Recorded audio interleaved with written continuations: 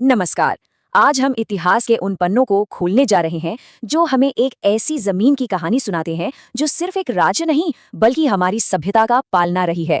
जी हाँ, आज हम बात कर रहे हैं हरियाणा की। सोचिए, एक जमीन को धरती पर स्वर्ग कह दिया गया। आखिर ऐसा क्या था यहाँ? यही सवाल है जो हमें इस सफर पर लेके चलेगा। तो चलिए, हरियाणा के शानदार अतीत में इस सवाल का जवाब ढूंढते हैं। ये रहा हमारा आज का रोड मैप। हम वैदिक काल से शुरू करेंगे, फिर देखेंगे कि यहाँ पहले शहर कैसे बसे, महाकाव्यों के दौर में जाएंगे, बड़े बड़े साम्राज्यों की बात करेंगे और सम्राट हर्ष के समय तक पहुंचेंगे। ये पूरा सफर एग्जाम के लिहाज से बहुत जरूरी है, तो हर पड़ाव पर ध्यान दीजिएगा। तो शुरू करते हैं बिल्कुल शुरुआत से, हरियाणा के प्राचीन नामों से। देखिए, ये सिर्फ नाम नहीं है, ये इस बात का सबूत है कि इस इलाके की जड़ें कितनी गहरी हैं और कैसे ये वैदिक संस्कृति का एक बहुत बड़ा केंद्र था।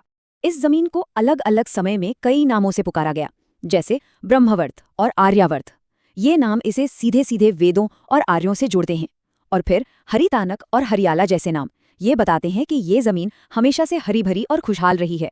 चलिए अब थोड़ा और पीछे चलते हैं, एक ऐसे समय में जब इतिहास लिखा नहीं जा रहा था बल्कि बन रहा था।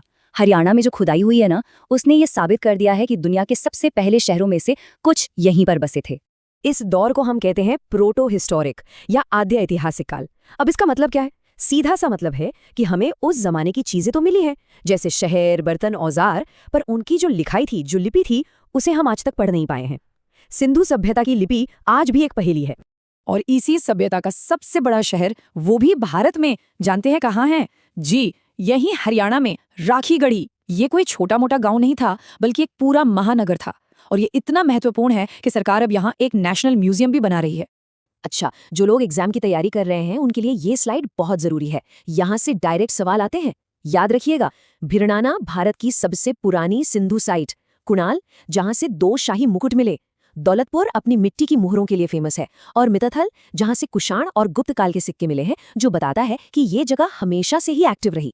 चलिए अब आ जाते हैं उस दौर में जिसकी कहानियां हम सबने सुनी हैं, महाकाव्यों के युग में। ये वो समय था जब भारत की सबसे बड़ी कहानी इसी हरियाणा की धरती पर रची जा रही थी और भारत के पहले बड़े राज्य यानी महाजनपद बन रहे थे।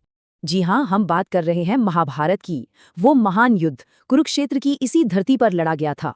और जो आज के पानीपत और सोनीपत शहर है ना, उनके पुराने नाम पानप्रस्थ और सोनप्रस्थ इसी महाकाव्य से जुड़े हैं।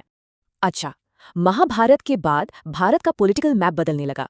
छोटे छोटे कबीले मिलकर बड़े राज्यों में बदल रहे थे। इन्हीं को कहा गया महाजनपद। ये एक तरह से प्राचीन भारत के पहले बड़े और ऑर्गेनाइज्ड स्टेट्स थे। इनकी संख्या कुल मिलाकर 16 थी। इन 16 महाजनपदों में से हरियाणा का इलाका मुख्य रूप से 2 बड़े महाजनपदों का हिस्सा था, कुरु और पांचाल। कुरु की राजधानी थी इंद्रप्रस्थ, जो आज की दिल्ली है। और इस बात का जिक्र हमें सिर्फ हिंदू ग्रंथों में ही नहीं बल्कि बौद्ध और जैन ग्रंथों में भी मिलता है, जिससे ये एक पक्की ऐतिहासिक जानकारी बन जाती है। महाजनपदों के बाद आया साम्राज्यों का दौर। अब हम देखेंगे कि कैसे हरियाणा मौर्य जैसे विशाल साम्राज्य का एक अहम हिस्सा बना और साथ ही यहाँ योधेय जैसे ताकतवर लोकल रिपब्लिक यानी गणराज्य भी उभरे। चंद्रगुप्त मौर्य ने जो भारत को एक करने का सपना देखा था, उसे पूरा किया उनके पोते सम्राट अशोक ने। अशोक ने सभी 16 महाजनपदों को जीतकर एक विशाल साम्राज्य बनाया। और इस महान साम्राज्य के सबूत अशोक ने हरियाणा की धरती पर भी छोड़े, अपने मशहूर पत्थर के शिलालेखों के रूप में। अब ये स्लाइड बहुत दिलचस्प है। ये सिर्फ एक कहानी नहीं, ये असली सबूत है, पत्थर पर लिखा हुआ। ये अशोक का एक शिलालेख है जो हरियाणा से मिला। इसमें लिखा है कि अधिकारियों को इसलिए नियुक्त किया जाए ताकि वो लोगों का भला कर सकें, उन्हें खुश रख सकें। सोचिए, ये अशोक के धम्म का एक जीता जागता प्रमाण है। लेकिन ऐसा नहीं था कि हरियाणा हमेशा सिर्फ बड़े साम्राज्यों का ही हिस्सा रहा।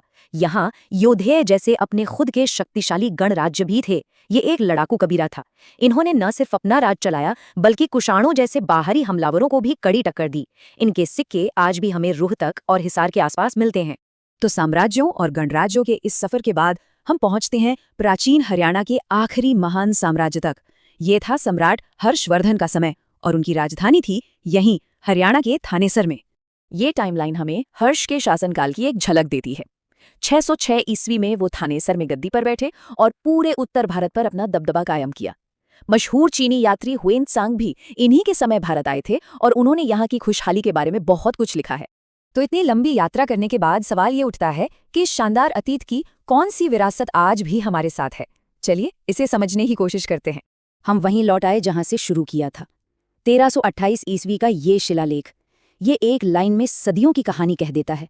ये बताता है कि ये भूमि कितनी समृद्ध, कितनी शांत और सांस्कृतिक रूप से कितनी महत्वपूर्ण थी कि इसे स्वर्ग का दर्जा दिया गया। तो संक्षेप में याद रखने वाली सबसे जरूरी बातें क्या हैं? हरियाणा सिंधु सरस्वती और वैदिक सभ्यता का गढ़ था। राखीगढ़ी और भिड़ाना जैसे स्थल यही हैं। महाभारत के समय ये कुरु और पांचाल महाजनपदों का हिस्सा था। अशोक के शिलालेख यहाँ मिले हैं और थानेसर सम्राट हर्ष की राजधानी थी। ये सारे पॉइंट्स एग्जाम के लिए बहुत ज्यादा जरूरी हैं। और अंत में एक सवाल आपके लिए छोड़ जाते हैं।